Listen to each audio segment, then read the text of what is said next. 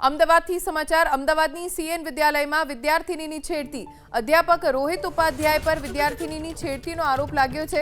વિદ્યાર્થિનીના આરોપ અંગે ખુલાસો કરવા માટે શાળાને ડીઓએ આદેશ કર્યો છે।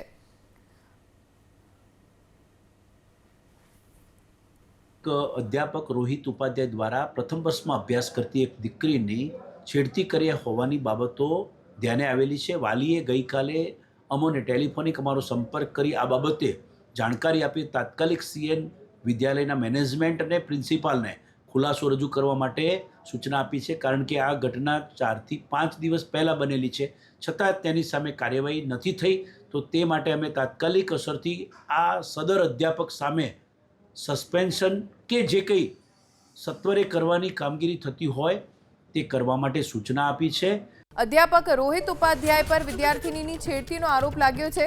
વિદ્યાર્થિનીના આરોપ અંગે ખુલાસો કરવા માટે શાળાને ડીઓએ આદેશ કર્યો છે।